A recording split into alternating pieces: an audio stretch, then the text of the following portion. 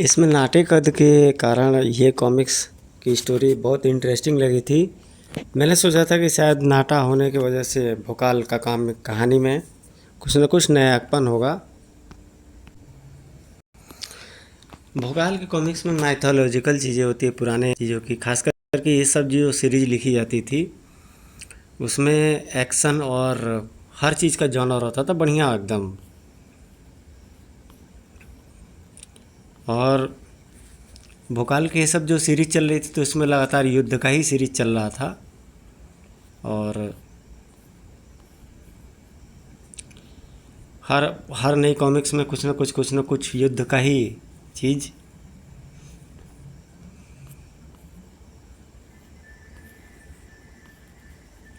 Characters भी अच्छे खासे लिए गए थे इसमें, सारे के सारे जेन्युइन कैरेक्टर्स लगते थे, जैसे चंद्रकांता वगैरह टीवी सीरियल हुआ उस तरह से।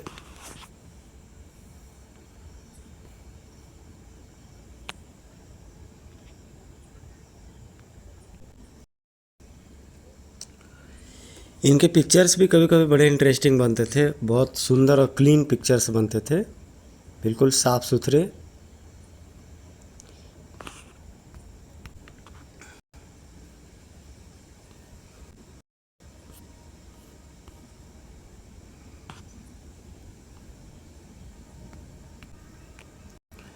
पहले के टाइम में घोड़े वगैरह कुछ इसी प्रकार के होते थे, दिखाई दे रहा है सामने।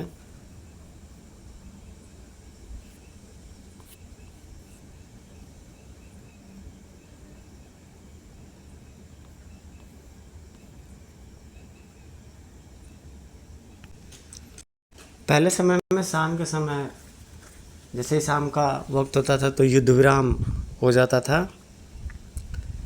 मोर्चा विजय के इस जय घोष के साथ ही पश्चिम में अस्त होते सूर्य और युद्ध बिगुल ने बचकर आज के युद्ध विराम की घोषणा भी कर दी। राजा निर्मम से एक बहुत बड़ा मोर्चा हमने जीत लिया। इस विजय ने जहां विकासनगर के शिविर में उत्सव सा वातावरण बना दिया, वहीं निर्ममपुर के शिविर में उफ नहीं, इतनी बड़ी मात। यह मात हमें भोकाल के कारण मिली महाराज, उसकी रणनीति के आगे हमें तनिक भी संभलने का अवसर नहीं मिला। भोकाल भोकाल उस दुष्ट के कारण बहुत क्षति हुई है हमें। सेनापति मुंगलांग, हमें भोकाल और विकासनगर की सेना को इसका मुंह तोड़ जवाब देना है, इसलिए कोई ऐसा षड्यंत्र रचो कि चूहे की तरह फंस करके रह जाए हमारा परम शत्रु भोकाल। इसी बीच भोकाल, मुझे जल्दी से जल्दी इस युद्ध से निपटकर सुल्तान को खोजना है, जो वेणु और लड़ाके के साथ तुरीन को भी लेकर जाने कहाँ चला गया है। भोकाल की आंखों के सामने उभर आया वह चांद सा सुंदर चेहरा। तुरीन, तो ये इसकी पत्नी होती है भोकाल की, उनकी यादों में खो जाते हैं।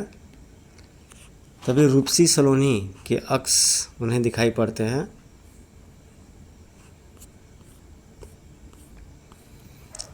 भोकाल की 3-4 शादियां हैं।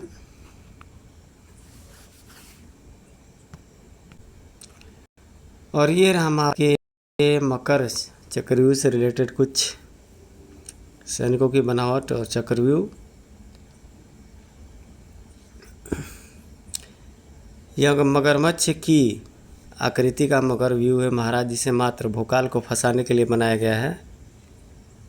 इसके बीचों बीच आप बहुत से शक्तिशाली योद्धाओं के साथ मौजूद होंगे। सामने से लड़ता हुआ भोकाल जैसे जैसे मकर के मुंह की तरफ बढ़ेगा, वैसे वैसे पीछे से हमारे सैनिक उसका रास्ता ऐसे बंद करते जाएंगे जैसे मकर अपना मुंह बंद करता है। तो भोकाल को फंसाने के लिए एक चक्रव्यूह की रचना हो चुकी होती है उस युद्ध में। देखना ये रहेगा कि भोकाल फंसता है या नहीं। खैर उसमें भोकाल तो नहीं पहुंचता, लेकिन एक अज्ञात मददगार उसकी मदद के लिए आ पहुंचता है। अज्ञात मददगार भोकाल की सहायता के लिए, और काफ़ी वीरता से युद्ध भी करता है वो।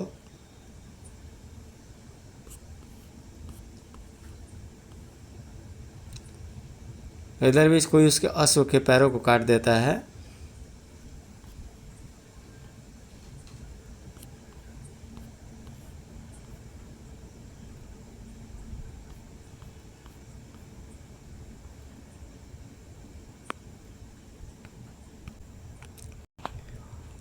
युद्ध समाप्त होने के बाद भोकाल जैसे ही अचरज व्यक्त है कि वह अज्ञात मददगार कौन रहता है उसका, तो वह अपना टोपी खोलती है और दिखाई देता है एक महिला का चेहरा।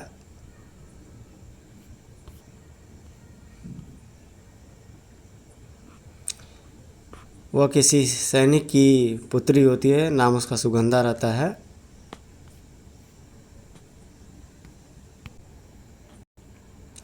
और ये बिल्कुल लास्ट 35वें फ्रेम में भोकाल जो उसका आकृति रहता है बिल्कुल छोटा दिखाई पड़ता है। उफ, ये सब क्या हुआ, मेरा कद मात्र 3 बलिष्ठ का होकर रह गया है। 3 बलिष्ठ लगभग 1.5 फुट। और यह सब हुआ इस गिलास के कारण, क्योंकि इसी में काढ़ा भर कर लाया था वह सैनिक।